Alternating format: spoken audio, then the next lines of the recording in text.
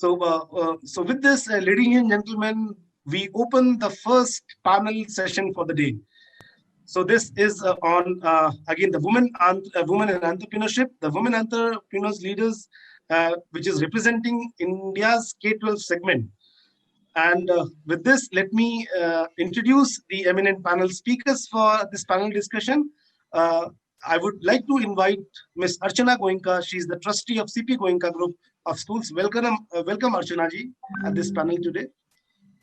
Ms. Sapnu George, Executive Director, TRINS Group of Institution. Welcome, Sapnu ma'am. We would again like to invite Divya Lalji, the founder and MD Fliplearn. She is again joining this session as a panel speaker. Pratima Sinha ji, CEO, DSR Education Society. Welcome, Pratima ma'am. Aditi Goradia, MD, Billimoria High School, Panchgani. Welcome, Aditi, at this panel discussion. Dr. Kavita Jain, CEO, MD and Edify Education. Welcome, Dr. Kavita. And this session is going to be moderated by Sapna Sukul. She is the founder of Edustart Global Teacher Training Moderator.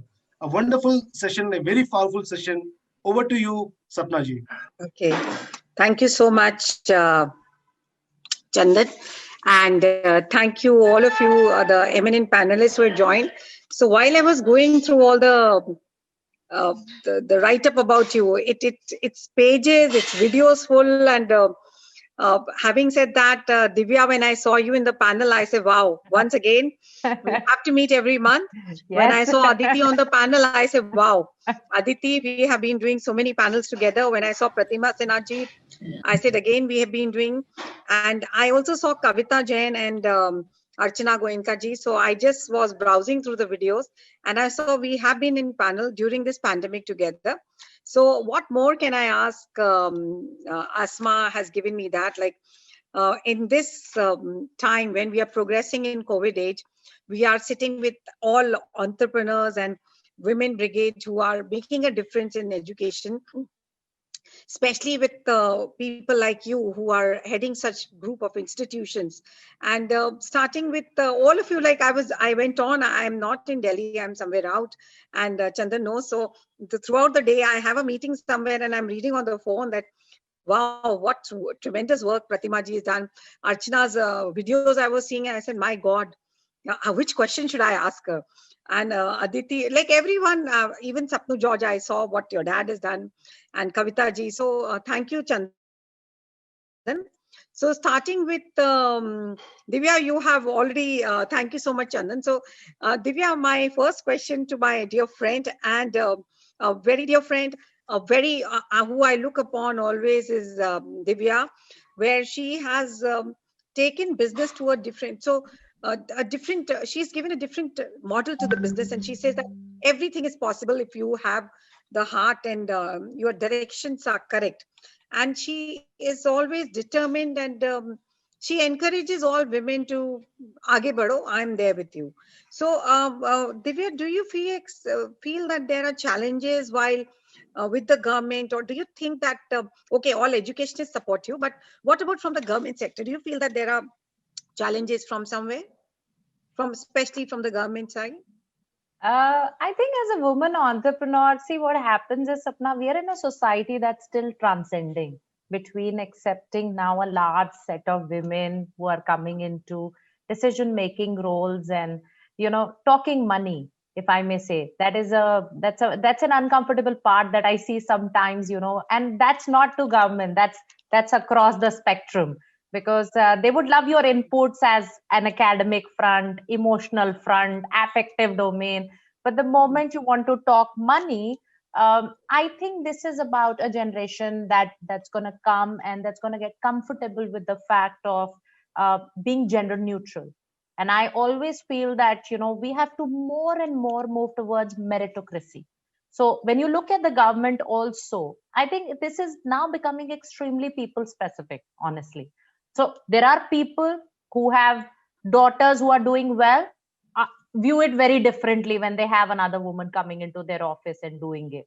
There are people who've not seen so many, so they'll deal with it differently. So I think this is more now becoming, unlike a stream of government versus private, but a more person to person kind of an orientation. But it's getting better. Honestly, if I tell you, 20 years I've been around to see things are only getting better because more and more women are coming in the front. They're doing their thing. And I think we as women have to support, because sometimes I feel women are more critical to women only during the work, etc. So if you just become a little more warmer and supportive, I think it kind of blends into the environment. So here we can see a panel full of women empowerment, women energy, where we are supporting each other. So I don't see that. I don't agree with the last point. We are not critical. We are all the time. I have felt that I'm getting support from all women across, though I've started a small thing, but everybody is supporting me. But maybe when I talk about in terms of money, maybe I'll come to that level later. So Archana ji, I was reading about your schools, and thank you again to Chandan that I read so much about CP Goenka that I went into your projects. And when I saw your projects, I saw that you were already doing experiential learning in through your projects. So do you find that training specifically and bringing this change, this mind shift in children, and as a woman, like the entire Bombay is ruled by CP Goenka schools, which I saw, like I was reading Mumbai, Juhu, Borivali, so Oshiwara, everywhere you have such beautiful schools and you're doing this work, which is Jara Hatke, as we say. So do you find that, how do you, like being a woman, do you just take all women as in your team, or how do you balance that out in such a big, vast organization with so many schools?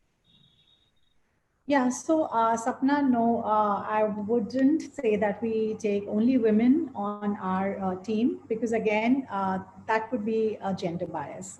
So we look at this person as a person. I agree with Divya when you say you need to go, we need to see credentials, we need to see who fits what job, be it a man or a woman, or even, today I think youngsters can teach some of us older people with so many degrees and so many years of experience. I think some of the young blood can bring a lot of fresh perspective to a lot of things. Also, relativity in terms of what is really happening in today's time. So their perspective brings a lot of freshness to our ideas and to the programs that we wish to bring about, to see that the youth which is actually going to go out into different careers, be it a job or any kind of entrepreneurship, has the right kind of foundation that we aim to give them. Because I truly believe that when we're talking about everything to do with being an entrepreneur, successful or not, I think is a very relative term, because success for some is about designation, for some it's about the salary they're drawing, and for some it's about the satisfaction that you get. And, so that we keep at that. But it's a process that we wish to take a child through his schooling years. I can't one fine day get up and say that, okay, I need to now teach my children entrepreneurial skills. It should be opportunities need to be provided within the curriculum as an ongoing process, right from the primary years into the secondary years and so on. We give them age appropriate opportunities. We have some, I think a simple thing like a student council, right? Every school has that. It's what you do within a school student council with your children, which will give them the skills of goal setting, decision making, teamwork, leading your team, people skills. So I think we have a lot of programs across all our schools. Some may have some more and some less, but it's what you do within these programs and how well you do it for a child to really take away our values, which will then prepare our children for any kind of future world that they're going to enter into. Okay, I don't know if that answers your question. Yeah, it does. It does. That you are preparing them for a future world with keeping all genders in mind, and you do not discriminate between that. But being a woman, so I feel that we all have that sensitive touch, which I will not say it's lacking in men, but certainly we have a little bit, we are more sensitive towards our community. So Pratima ji, like I was reading about you, and we have been, I've been following you a little bit on panels. So with your this DCR group, which you posted one of the videos, you said that how much work have your teachers done in this pandemic, and how you appreciate. So what, according to you, the women in the lady teachers, the teachers who are behind the scene, like I know everybody has rewarded them, but I know it is a different, it's not a very different question, but I know that you have done this in a very exceptional way. So would you like to highlight on that what sort of rewards like you have been given to women in your institution when they are doing this work during pandemic? Yeah, thank you, Sapna, for the lovely question. And thank you, Chandan, for inviting me to this session, and lovely group of panelists today. First of all, let me tell you, this panelist, I am not at all an entrepreneur right now. But now, after today's session, maybe I will be motivated that after I retire, I'll take on entrepreneurship and start something of my own. Because I feel age is not at all a criteria. Whenever you feel that you are ready for it, you can start. Now, when you talk about the teachers, I think for them, reward is not about, yes, monetary aspect is important, no doubt. But what I feel today, my teachers have become actually the brand ambassadors of the organization by taking up the challenge and changing their teaching strategies so beautifully that, online classes are happening so well. Even in our preschools, I would say that, children are looking forward to getting up in the morning and sitting for the classes. But here again, Sapna, I would like to point out that is the reward that the teacher gets. That is the real reward for the teacher, because even I was a teacher once upon a time, and I know for sure that if a child used to bring a rose for me and say that, ma'am, this is just for you, that used to be my reward. And I think in this challenging times, teachers have gone back to it, that whatever we are doing today, has to be sustainable. And if they reach the objective of what they started with online classes, that is their reward. Of course, from our side, from the school side, we keep appreciating, we keep motivating, we keep giving trainings, number of trainings, all around, we keep giving. And of course, rewarding them with certificates and things like that. And so I think that's perfectly all right. And one more point I would like to add is, when I interview teachers, I've been telling them, when they talk about, no, ma'am, I've been able to reach to this point because of my husband's support, my father-in-law support, my mother-in-law support, my husband's support, my brother's support. So I always tell them, no, because you are the person who knows what you're doing. You have the focus, you have the potential in you, and that's why you have reached up to this point.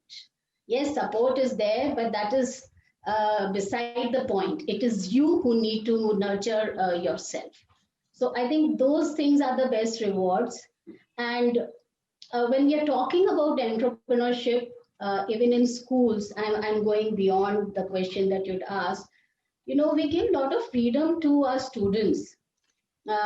In terms of, we come up with some summer programs where we ask them to organize exchange, they organize libraries in their own vicinity, in their community. So, these kind of small things give them that the basic idea about how they can become an entrepreneur. And I remember one of my schools, we had started with now Olympiads, like how English Olympiad is there and Science Olympiad, there is something called Finance Olympiad also. And I'd ensure that all our students take that financial Olympiad. In fact, our school girl child, in fact, a young girl had won it. So that financial literacy is very, very important to bring in today's scenario with youngsters. Yes, Sapna.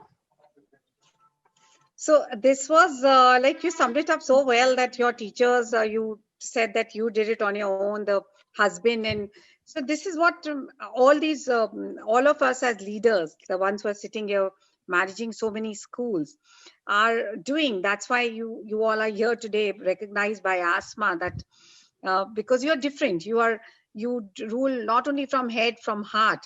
So I was reading about Kavita. So Kavita, like you are at this young age, you are a CEO of such a big school, and few of your videos I saw. So what challenges do you face that being a young entrepreneur and coming into education after doing different management skills and all? So how do you feel, and what do you advise this to the young girls who are thinking of becoming an entrepreneur as an educationist, or maybe any other entrepreneur? Thank you, Sapna, for the question. So I wouldn't restrict it just to maybe personal experience, but as a country, what challenges women face when they look at entrepreneurial enterprise. You know, I was just reading some statistics before this, and I was amazed to see that as per RBI, only 5.9% startups in our country are led by women. All over the world, only 3% organizations led by women get funded in terms of venture capital. And this is a report by another college. And Harvard Law, for example, in one of their surveys said that questions asked to women and men when funding happens are very different. Men are asked more business-related questions, and women are asked questions like, so if you get pregnant, who do you think will manage the business? It's sad that even at this age and time, women are having to answer such questions. That it's not just enough for them to have business acumen, skills, knowledge, and experience, but also need to justify how are they going to balance things which men don't have to answer. It's just unfortunate.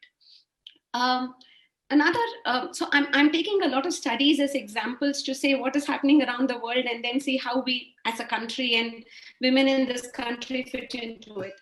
You know, a study led by an MIT professor said that about 40% women entrepreneurs back out within the first 4 years of their entrepreneurial journey because there is self-doubt, because they're not taken seriously, because it's such a male-dominant society that even if they go for a business conference, there are very few women, and because they're not taken seriously, they feel so out of place and they feel this is not where I belong, and they move out quickly. So I think these are the common challenges that women face. Now, as an educational institution, so one good thing about educational institution is, of course, that at least with education, like if you see the preschool industry in India, about 82% of the preschools are led by women. They are owned by women and managed by women. Another such industry is the beauty parlor, the salon industry, again, largely led by women, but there are very few such industries which are women-headed. Having said this, as an educational institution, I wouldn't say that we need to teach something different to girls for entrepreneurship. Men and women need the same skills. In fact, girls do academically much better. So if you see in India, every year girls score better in all their board exams. In any board, girls are doing better academically. What really needs to be done is, like the other panelists said, a lot of awareness for boys on gender neutrality. You know, one of the projects we did in our school, one of our schools, was we got girls and boys to create eco-friendly sanitary napkins and sell them. From boys doing why would I do this, to them making, selling, and buying it for their mothers and daughters, was an amazing experience for them to understand that it is absolutely okay. This is not a stigma. So small things that schools can do to create the gender neutrality will make life easier for women as they move forward. That's a very valid point. Like until now, I have heard about, I have seen, in fact, a very good school which is doing this sanitary napkin, all made by girls. And now they have started doing it with the villagers, where they are starting giving this technique they've taught to the villagers, where the villagers make it. And she has a very good video. I'll send it to you, where you can see how they're doing it. Secondly, what I like is like the gender neutrality, which you ladies as head of institution, and Pratima ma'am, even if you're not an entrepreneur, the kind of work you're doing for so many schools, it's as good as being an entrepreneur. So entrepreneur is also like what you're teaching and what you're spreading the knowledge, and with such zeal that nobody knows that you are not an entrepreneur. You are. So entrepreneur is, according to me, the one who is just putting all the effort and heart and head, everything to the work which we are doing. That's what I felt. So Kavita, coming back to now Aditi, like we have been discussing a lot about your school, and my visit is still due. So you are running a 150-year-old school, which I know so well. I have virtually entered your campus a number of times. With that, do you find challenges in a place like you are not in a A-grade city and you are in a hill station? So what are the challenges as a young woman you find? And you look also like a teenager. So how seriously does everyone take you as a women leader?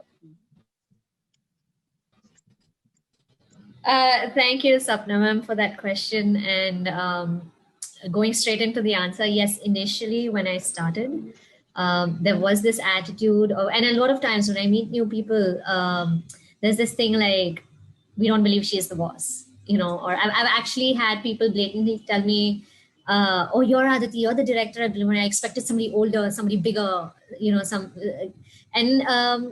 the good thing is it's never affected, you know, because it's like, yeah, let's sit down and have a chat, and then you can ask the same question again. Now, going back to what some of the panelists said, you know, Dr. Kavita and Divya, and them, that it's not about gender anymore. It's about the sense of respect for the work that people are doing. You know, whether it's a man or a woman, there's a lot of hard work that goes into running an institute or getting a business off the ground, or dealing with the government, dealing with the bureaucracy. It takes a lot. I see Chandan turn on his camera like, yes, I feel the pain. But so it takes a lot, and underestimating, which is culturally innate, you know, across the globe, that if you're young, you know, so sexism is one thing, ageism is also something that we are dealing with, you know, she's not young enough, why hire her? Or he's too old, it's not going to work out. So it doesn't work. You know, everyone has a role to play, as Pratima ma'am said, and you know, Archana ma'am said that everyone has a role to play, and it needs to be respected, it needs to be encouraged. And apart from that, yes, I mean, I've dealt with the bureaucracy, and I don't think it matters whether it's small town or big city. That attitude of, you know, are you cut out for this? And that is, I agree with Dr. Jain that a lot of women specifically drop out of businesses or their careers because the onus is not just in being the CEO or the director or the team member. There is also this onus of being a homemaker, being a mother. You know, I've had n number of meetings where I have shamelessly said, my son needs me, hang on a bit. I'll, you know, like hold for a minute. I'm going to have to talk to my kids and then get back to you. Or, you know, the cook calls and says, sabzi kya mangana hai? You know, we end up juggling all these balls that, you know, and whether or not somebody else respects it or understands it is the second step. The first step is, how much are you letting it bother you? You know, how much are you going to be apologetic about it? And honestly, you know, saying it a little controversially, be unapologetic. It's okay. We're all dealing with it. You don't need to say sorry for it. You don't need to back out from a career opportunity because you may not be a good mother. If you have a career, then you have to give up. You don't have to, you know. And of course, a lot of support is required. And it's not necessary that it's the men in your life or whatever. It's just generally even your company giving daycare facilities to your child is an important thing. So going back to the whole government thing, that reservations for women is not enough. There needs to be support for families. Paternity leave is something some countries have, ours does not necessarily. And daycare facilities at offices is something that we need to start looking into, or should be there. You know, these are things that would also bring optimal productivity in our people. Because when a mother does not need to worry about running home at 5, she is willing to stay till 6. So sorry, I don't know if I answered your question. No, you did, exactly. You did. But the only, yes, because you said, what I like is you said that there's no city-wise any discrimination. It's your attitude which matters, whether it's a small stature or a big stature. Size does not matter. And also you said that, size is not... yes, the family supports. And even if you say you're calling out your child and you say, it's okay, I can call him out or her out, it's okay. So I have to balance both, and I'm good at both. There is nobody who can tell me otherwise. That shows your school speaks that you are good at both. So we know that. And we need to encourage our girls for that. You know, we need to encourage our girls that they don't need to be perfect and handle what you can. And if you don't, then fine, tomorrow's a new day. So coming to Sapnu, I for a moment I thought you are also Sapna and I am also Sapna. Then I corrected, no, you are Sapnu and I am Sapna. So I was reading about you that you are managing first of all, thank you, Chandan, that you've got a women brigade from Trivandrum to Bombay to Pune to Delhi, where Divya and I represent Delhi. So everywhere you have collected us. So Sapnu's heading a school in Trivandrum, which is the southernmost tip of India. And also, like, you are not from the education, like you have just joined education, you were heading, you were in New York, you were into designing projects. So how do you balance and what do you find? So I just want to know that here is a school side, which is so, I think it should be a struggle for you, where you're leaving the New York environment and your design projects. So how do you balance, and how do you, what is your message for all women, that how do you do it with such a contrast kind of balance? I actually really like the contrast in my work. Please, apologies for my 3-year-old. But yeah, I really liked the case in point, right? Really like the contrast that architecture provided me against education. And I came fully willing, to change into the field of education because, I found it more fulfilling and being able to impact young children and the new generation. But I have to say my 7 years in architecture, the rigor that it put me through was very, very useful because, which field do you not need creativity for, right? For any problem solving, any crisis, any innovation, any idea, you need creativity. So in that sense, I think, design thinking is a very important life skill, so to speak. I did not miss it. I think, it held me in good stead. Leaving New York, Manipal, I studied in all of these places. I grew up in Oman, so it's kind of, I didn't have a home. I was in Delhi before this. But I think coming to Trivandrum, I also going back to the second tier cities and the third tier cities, there is so much conditioning that needs to be done, with these kind of cities, because I think, all cities where, women balancing both is still something, it is a challenge.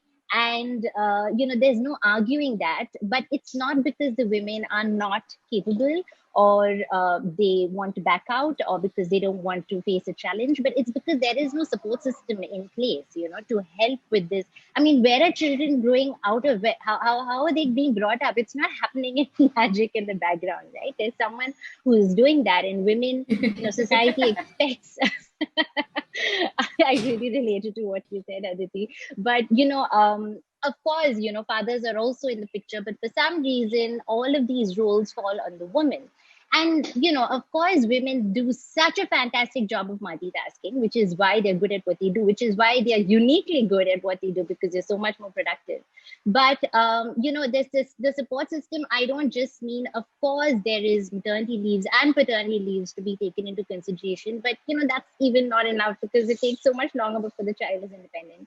But also, the whole tribe, the village, your parents, your in-laws, your families, of course, I'm not even saying husband because that goes without saying, but the conditioning where there is equal, divided labor and equal partnerships is so important and is lacking, unfortunately. And without the system, you cannot expect women to not have that very expensive career break, to not be able to get distracted or not be able to give in her all. And so organizations, think, oh, should we not hire her? Oh, she's going to get married soon, or she's going to have a kid soon, or it's a liability. But, that needs to change first, intrinsically from the, of course, government, but as well as society. It's a long process, but I think it starts with us. We have to be unapologetic, as Aditi said, and if we are not going to show people what works for us and how work and life needs to be balanced, what works for you may not work for me, but if we can't kind of put our foot down and say, this is all I can do, these are my boundaries, no one's going to respect that, and no one's going to know what's going on in the background and how much work you're having to put up with. So it's, society conditioning seems like such a large term and something that we're never going to be able to solve. But I think it starts with each of us in the kind of behavior that we emulate, because, everyone's watching. Your teachers are watching, your students are watching, and the kind of choices you make, how you balance your work and home, how you carve a space out for yourself, how you empower other women. All of this is noted, and, it's important to take that responsibility to model good behavior as well. But this conditioning, I feel, if that is not there, then it will always fall on the women. And women, uniquely, they hold all these roles all at once. It's not a stop, like open, close, switch on, off kind of a thing, which is how I think men compartmentalize. But it's anytime. If your daughter calls at work, you are going to, immediately it's the mom cap on. So there's no stopping that. But that's not a bad thing. They're much better at the work. With their work approach because of that. But yeah, that is what I think needs to change, and it changes from us. If I answered your question, Sapna. Yes, of course. I was so intrigued in listening to what you were saying that I forgot what to ask next. Yeah, I think I'm very vocal about this because I am, I'm not just part of ownership in the school. I'm also part of management, and I'm also part of the parent community of the school.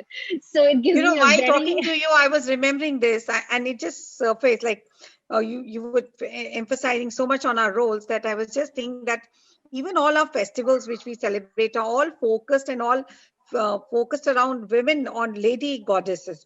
So even if we talk about Lakshmi, God Lakshmi, so or Saraswati, there are so many arms Saraswati Ma has.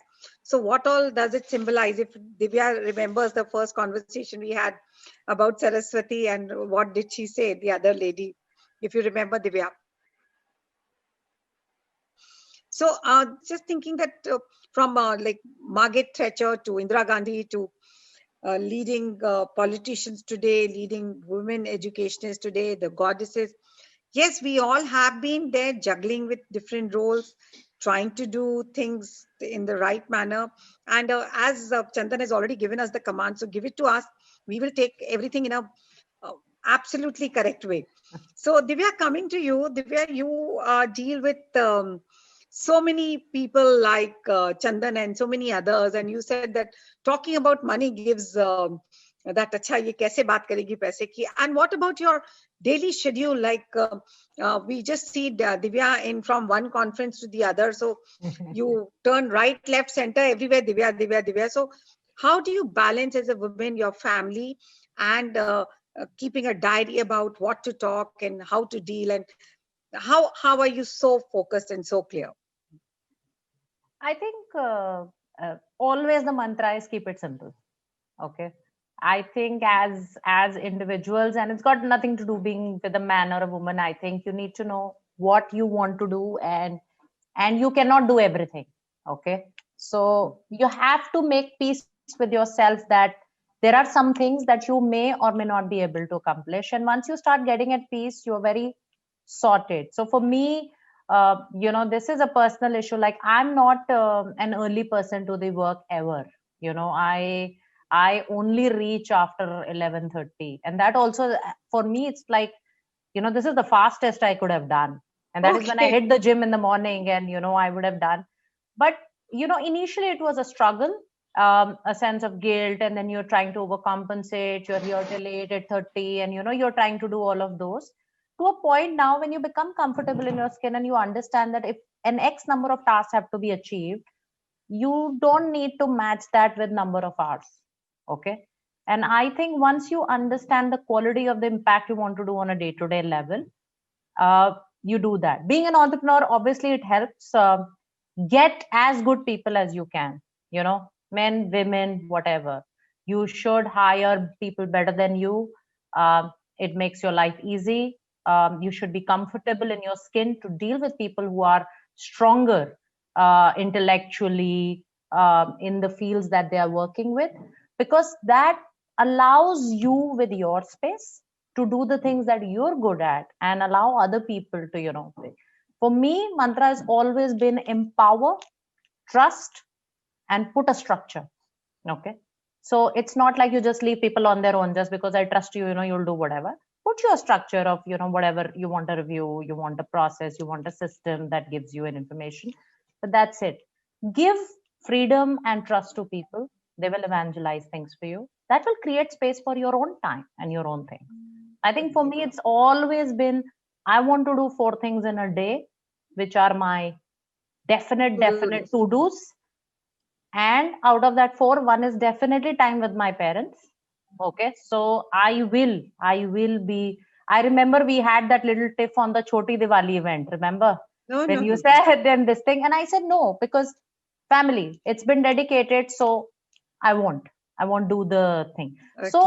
So you have to know your priorities and make it very simple. Just work on those. Life is peaceful. Okay. Thank you, Divya. Thank you. Empower, trust, and put a structure, give a structure to it is her mantra. Coming to Archana. Archana, like we saw that the way you are just CP Goenka. Now, everybody knows that CP Goenka is a brand which is just growing day by day. So how do you cope up with this synergy and this strategy of just, like I saw it started in 2000, and from 2000 to 2020, you have so many schools. So what sort of energy do you have to keep going? And what mantra do you have? Yes, Sapna. So, pretty much like what Divya just said, I think I totally agree with her when you talk about empowering and putting a good team together. I think for anyone who wants to expand and not keep it small, you will have to have an efficient team, a team where you can trust and delegate to. Of course, I think it's very important to show them what is the expectation out of each person, giving them a proper JD and giving them outcome-based, pathways also. But I also like to be involved with every person. I don't just delegate and then forget. I am a bit of a workaholic actually, and I'd like to take Divya's mantra and work on it, and and try to reach late to work. I reach pretty early. I try to, now. Trust me, I used to be like 10 hours at office. It went crazy for a while in my life till I realized, okay, let me just like manage my energy. I like that, and I've been trying to, and I've been telling my husband that, yeah, I am 52. I want to retire by 55. So I want to put a team out there that helps me do that, and who can then run the space. Yeah. So for me, again, I have always prioritized family, and I think it's very important to give time to them. But I think balancing it all is to each his own. Everyone's priorities are different. So how you prioritize, what you put on the top and put on the bottom, but we have to do it, right? I think it's very simple for women. It has to be work. If you're working, it has to be your family, work, social commitments. All 3 of these need to be balanced at all times. But I also take pride in the fact that as women, I think we are much better at multitasking, because I think from a young age you're doing it, and all of us have been at some point told by our mothers, and because we come from a generation where we were told that you got to get married and then you got to be at your in-laws house, and so you need to learn ABC. So we were brought up with those values, and I'm pretty okay with it. I think it has worked to my advantage because I learned to be able to do a balancing act from a very young age. And I've done it very efficiently, and I'm So very happy with the space I am in, honestly. I think we thank you. I think I belong to your category. We both young age learned to balance everything so well, got into a different mold and character at a very young age. So Pratima ji, like with this DSR Education Society, you talk such good stuff about academic when you do for your trainings for this. So how is that the same energy we see in all your teachers also, all your women brigade leaders and all your entrepreneurs? The same smile, the same enthusiasm. How do you bring that? Yeah. What's your mantra? In our organization, you would see the same kind of energy with everybody. And you know what? I've been listening to all the panelists. Of course, I'm much older than each one of you.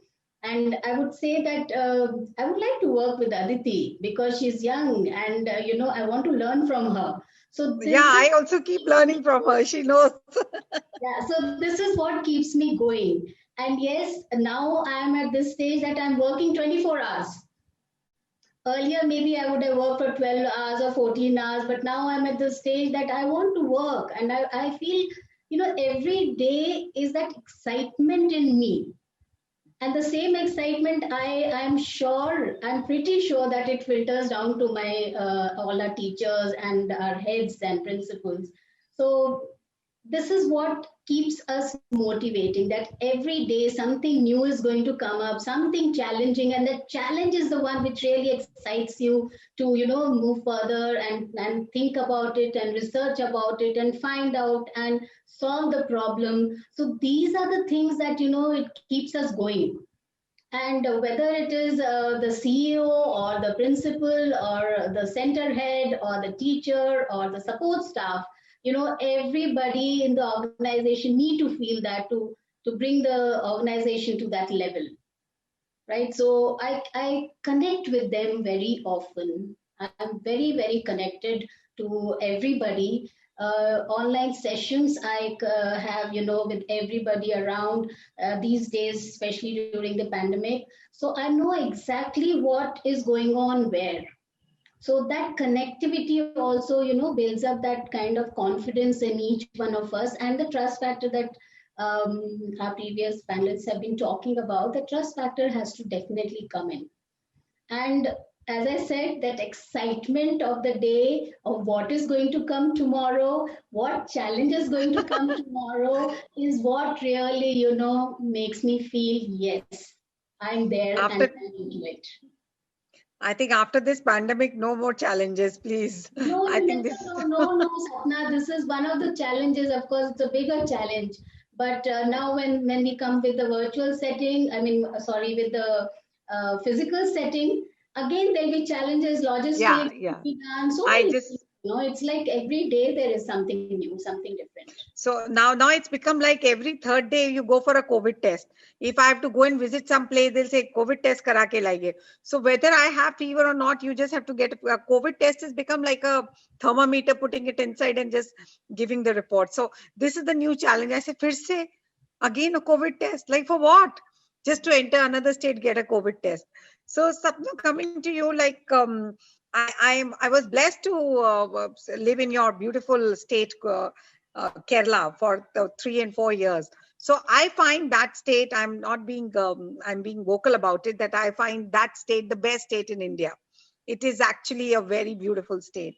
So I have a different corner for that state. So you belong to that state.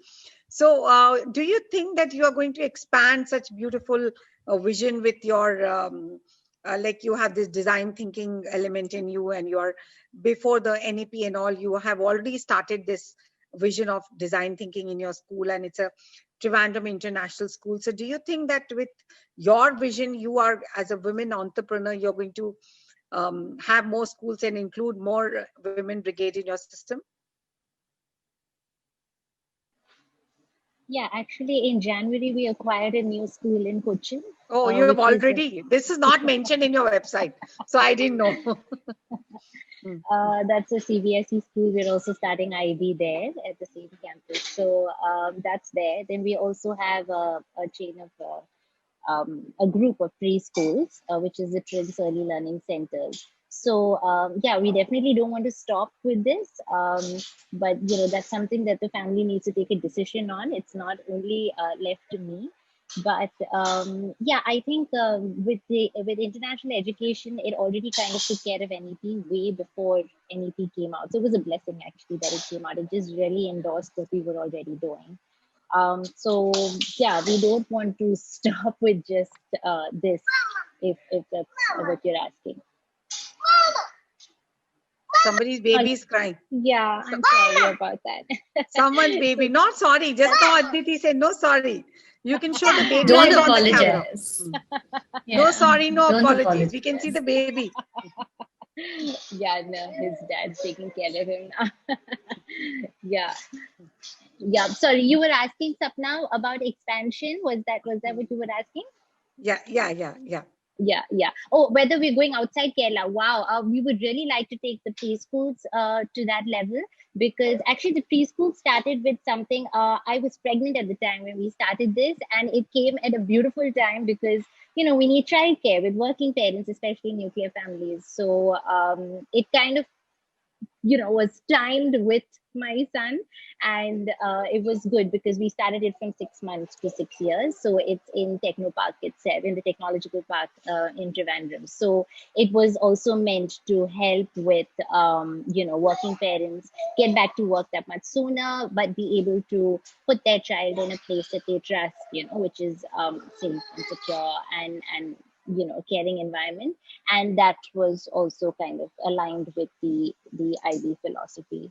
So yeah, that's what we've got going on. Is there a lot of me in these institutions? I would think so. I mean, even without me realizing it, but I would say there's a lot of me in the culture of these institutions. And that's what I was trying to say before with, female staff, male staff, female students, male students, just how you interact with them, what you hold important, helping them fight those stereotypes. It's just so important for them to also have that sense of agency as they grow up. Oh, great. So we will be visiting sometime Kerala and come to your school. You must. It's beautiful. So Kavita, I was reading a mantra, leading young minds. So you are a psychologist by profession, and that's why you gave us the figures and everything by, you have read so much about human minds, and your mantra is also leading young minds. So what is your chain of schools doing leading young minds? Are you, she has spoken about gender neutral element. How do you think you are doing things just to sensitize everyone? There are quite a few initiatives. I don't know if I should being I'm talking from your degree is also very heavy on us, like you're a psychologist, so that itself brings us a element that what all do you do to have this? So I'm not a counseling psychologist, in the sense I'm not a clinical psychologist. I read that. I do not really, I specialize in how children learn. That is what my research was on. And we've tried to implement all of that in the school, that is learning through experiences, learning, through various styles, all of that. I just want to, maybe before I answer your question specifically, talk on two things, Sapna. One is from the chat that somebody posted, I think Arvind Krishna, who said, talk about transgender, inequality to transgender. So yeah, I think certainly that's a big neglected society, a big neglected gender in our society. They do not get enough opportunities. And if entrepreneurs can make it more inclusive for transgenders. We had a lot of struggle as a school when we took some transgender kids in the school. There was a lot of resistance by the other parents, and it took a lot of orientation and education to the existing parents to say that this is a part of our society and we have to be more inclusive. So that's definitely something I think everybody should do, not just women entrepreneurs, but all entrepreneurs should do to make it more inclusive. And the second thing that I wanted to say was what about Aditi said, be unapologetic. And like the other panelists also said, be comfortable in our own skin. The unfortunate part is by the time we come to that understanding, we are already at about our 30s. When we realize, oh, okay, I'm comfortable in my skin, I'm willing to take risks, and I'm willing to not be bothered or bogged down by what the society says. But if that can be introduced to girls while they are in school, to tell them be proud of who you are, you will have multiple roles and it's absolutely okay. And society may talk things about you and it shouldn't bother you as long as you know what you're doing is meaningful, purposeful, and good in the larger interest of the society. So I think, and that's one thing that we do in schools, like you said. So for us, community service is a very important component in everything that we do in school. We start community service projects from grade 1 for our students, where they take initiatives and take up. For example, in one of our schools, grade 1s have they've decided that they will spend all festivals at an orphanage. Because when they were learning about festivals, they realized that festival is all about family coming together. And so they said, we have a family, orphans don't, so let us go to an orphanage and spend all the festivals at an orphanage. And I think creating such mindful changes in them to think about the society neutrally is very important. And our education institutions have been striving to do that. And like Pratima ma'am said, I think financial literacy, and other panelists also mentioned that financial literacy is so important today, getting children to understand that money has value, time is a finite resource, not an infinite resource. I still remember my daughter once, when she was just 3.5 years old, told me she wanted something, and I said, I don't think I have enough for this. And she said, Mama, you have the magic card that you swipe and money comes out. What she meant was an ATM card and an ATM machine. So for her, the understanding is you just swipe a card and the money comes out. So it does take, I mean, I think educational institutions do need to work to make kids realize that money is a finite resource and there's no magic that it'll just come out from. Also, Sapna, I've been a single parent for good 19 years now. Maybe I have lesser challenges, fortunate, unfortunate, I don't know, but maybe I have lesser challenges in terms of managing an extended family. But it's been a beautiful journey to include my child, my daughter, into this whole experience. You know, very often when I and my daughter chat and I ask her, what is it that you look up to your mom? And she says, your ability to balance everything and to be so assertive is something that I look up to. And I wish all girls are able to take that assertiveness forward and through the education system. Thank you, Sapna. That's the kind of leaders when we have who are sitting will teach their students that if the leader is so strong, the foundation is so strong, the roots are so strong of our system. Obviously, the teachers and I'm sure the products of that system will be the fruits will be very ripened and focused. So Aditi, what according to you, when she's talking about parenting and Can I add to? Yeah, please, Archana. Sorry, but I really want to add to what Savita said, only because I resonate a couple of things that she mentioned. Two things. One is where she mentioned transgender children, and I totally agree with her, because even we are a very inclusive school, and we also have children, such children in our school. I think what really needs to be done is society is not going to just accept them, and it's going to be a very lonely and difficult journey for these children. What is required, I think, is a lot of mental strength, and we need to give them that kind of coping mechanism whilst they are with us at school, where they have access to counseling and teachers who can be mentors and their sounding board. So we really need to, in fact, that is something we need to do for all children. Going forward, the youth of today needs a lot of mental strength.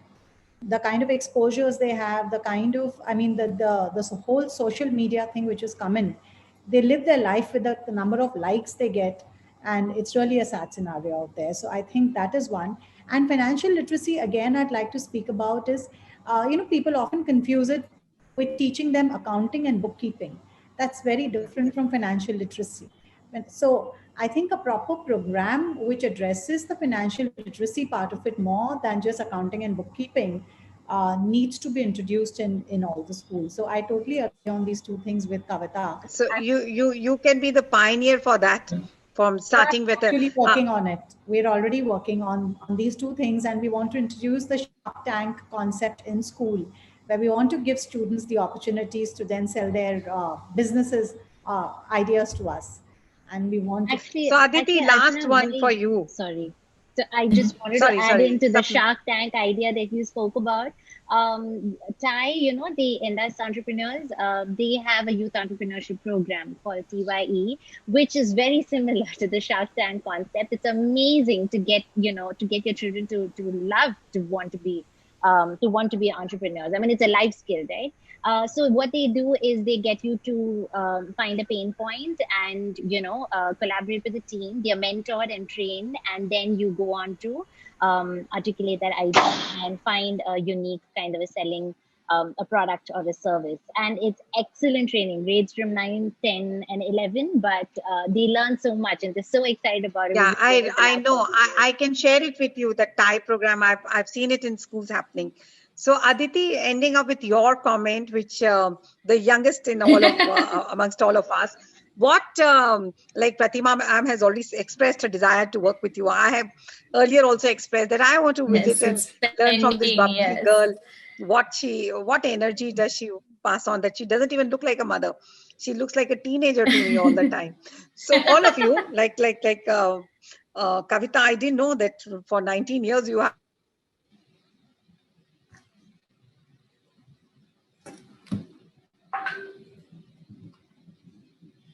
Hello. Your thing about just keeping this youth alive in your, is it the hill station where you Panchgani, or is it that something else?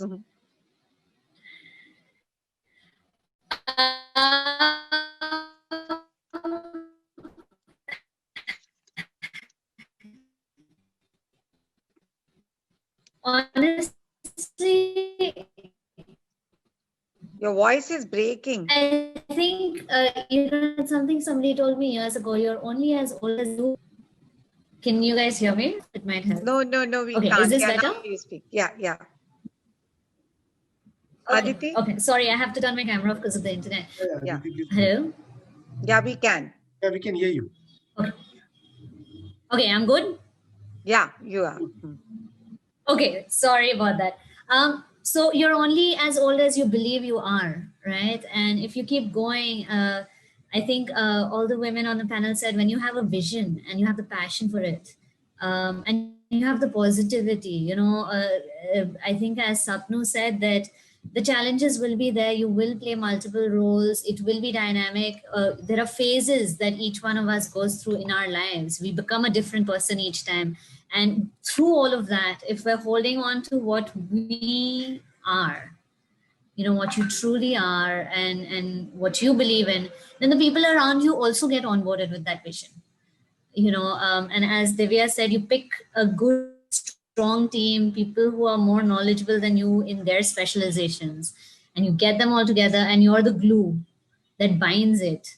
And you're the person that, and you show them your vision and they align with it. And then the energy flows, across the board. And I'm sorry, because of the internet, I think what you asked me was how do I remain young and bubbly? And I'm sorry, I beg to differ.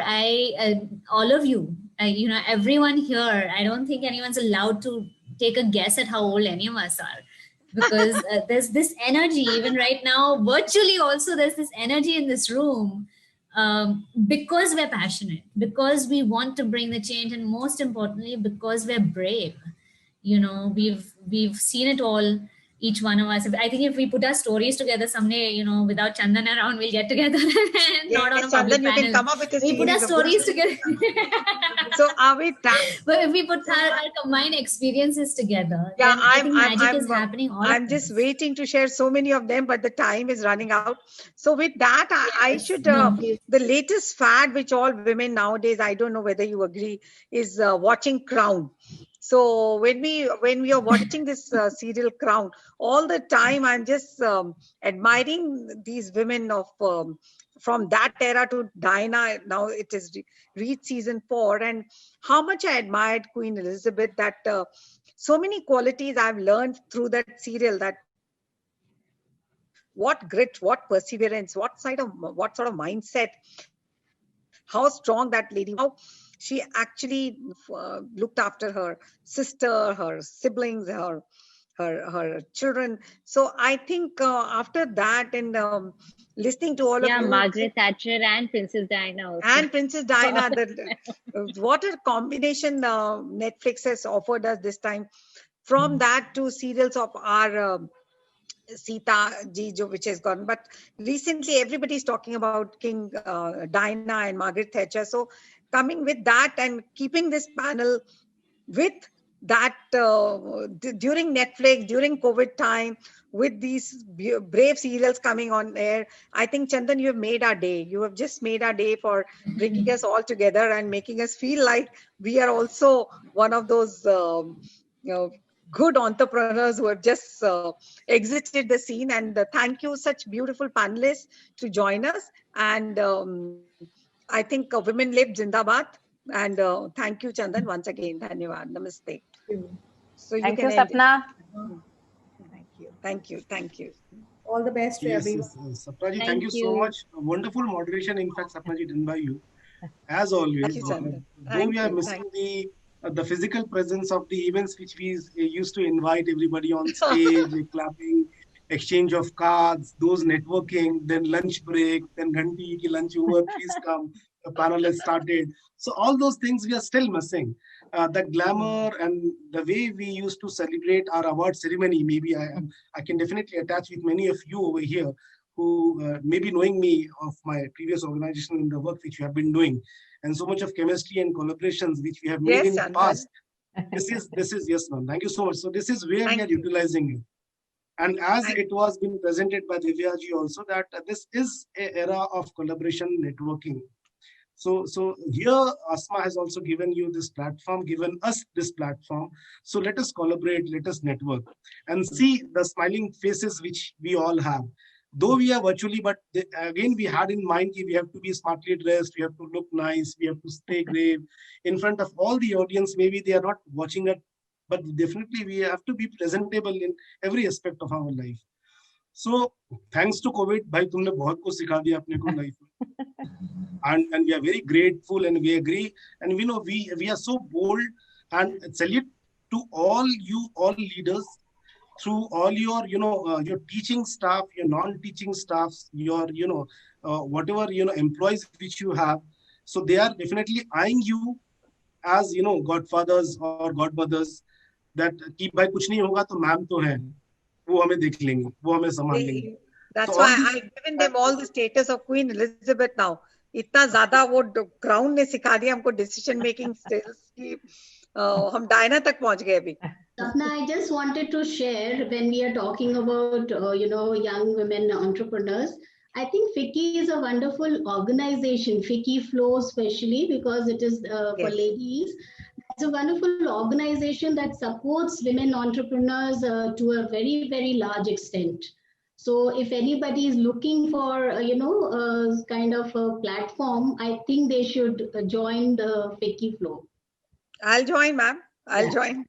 Thank you so much. Thank you. So with that, with that input and intro, let me also again thank you, Divya ji and Aditi, for even supporting us, helping us in being partner in this event, because all these things very matter. Definitely, being an entrepreneur, you would definitely, attach, and definitely you have said in your thoughts ki keval काम करने से नहीं होगा. It has to be balanced by certain, money and all.